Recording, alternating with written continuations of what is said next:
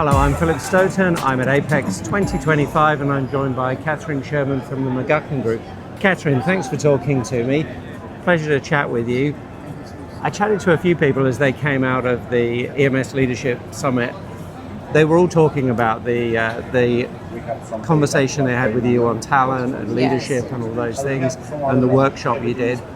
I wanted to first ask, what do you think were the key things you got from it in terms of the challenges being faced by those EMS companies? The key takeaway is, although EMS is an industry that's not for the faint of heart, data-driven, tough, very rapid, people want to invest in their talent, and they see the value of human-centered leadership.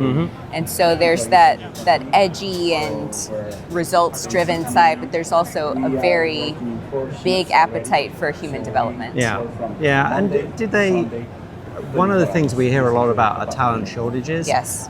Is that a topic that came up a lot? And what are the other topics that they're stressed about? Engagement. Okay. So when you find the engineer with the right qualifications, how do you hold on to them? How do you keep them wanting to come in and solve problems day by day? And so it's not just finding the right people in the marketplace, it's how do I win them over to my side? And is money really the only factor?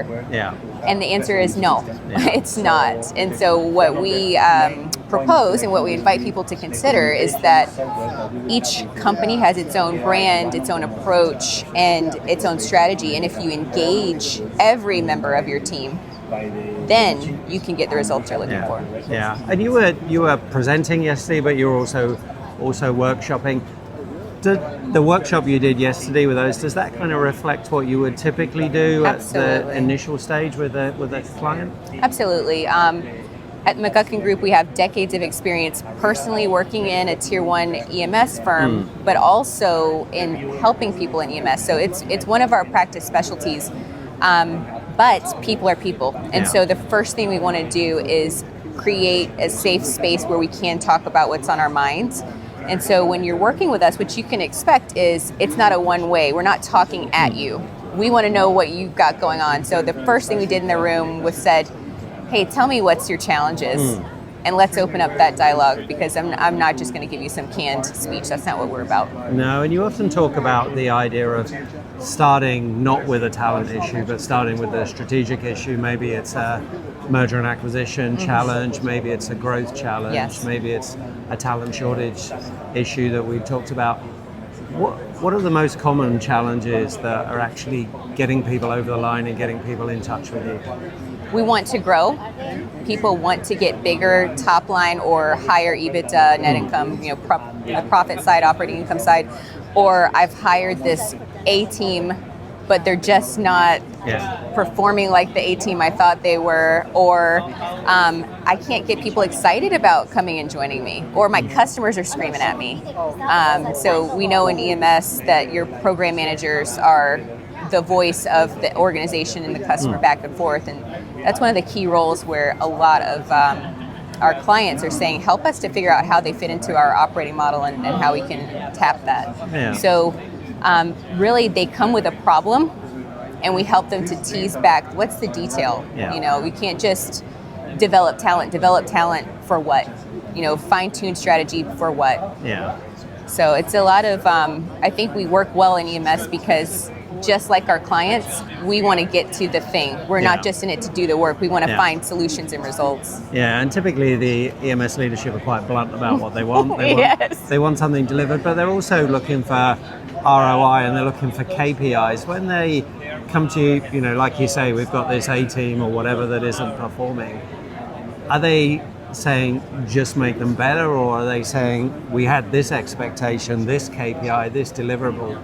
They're not meeting that. Can you get us over the line to that? Is it real deliverables, real KPIs? It is real results and real deliverables, because the challenge is we want to get first really aligned with the team.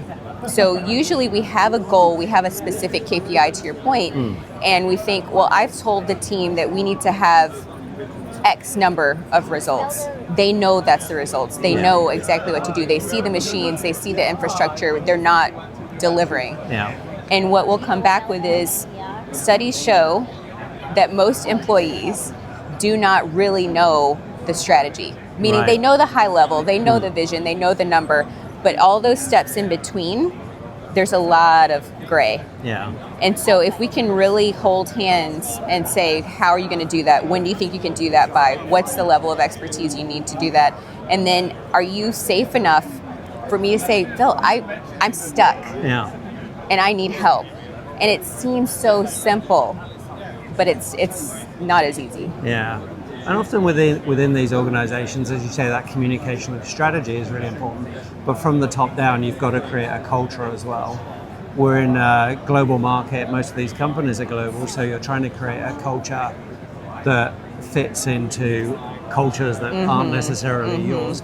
There are big challenges there. Is that something that if you don't get right first, you can't do the strategy, you can't do the tactics? Culture eats up strategy. And that's not for me, that's a quote, but it's true.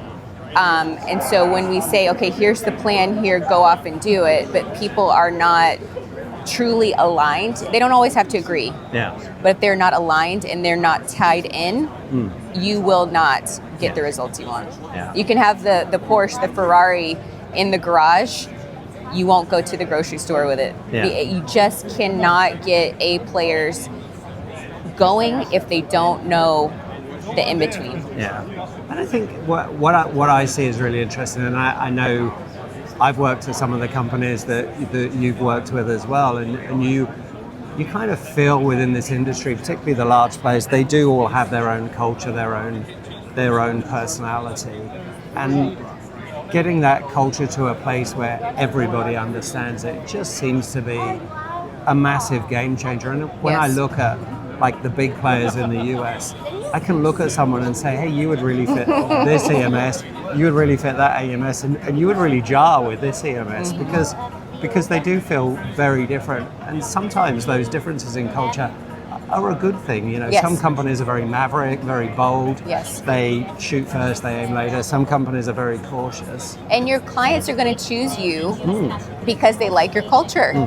And so if you can have consistency and alignment, then through you're going to have great experiences. You're going to have high execution because we're doing things to the way we want to do them.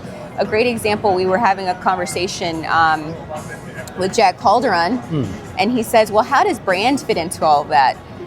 Which is a wonderful question. Yeah. They're lockstep. Yeah, absolutely. You can't deliver on your brand if your culture and the experience that your team has day by day is foreign. Yeah. Another phenomenon that we're seeing is cross-pollination of cultures between those tier ones in particular. Because if I've been at a Jabil or a Flex or a Plexus for decades and then I make a switch, I'm going to have that muscle memory. Yeah. And it's not bad. No, but it's different. But it's going to clash with the operating model. And so how do we get those people to truly understand and really get aligned? And it's a word that leaders are still grappling with because, again, they know the culture, they got the training, they know the strategy, we've told them, we open up every meeting with a culture moment. But you have, it's that X factor. Yeah, and I think you're absolutely right. I mean, I was thinking culture affects who's recruited, but it affects who's recruited as a customer as well, and it absolutely has to be part of the brand. And it is part of the brand promise. That is a culture point, so absolutely essential. Thanks for your time. Pleasure to chat to you. We could talk all day and we should talk again, but really good to speak to you. Thank you so much.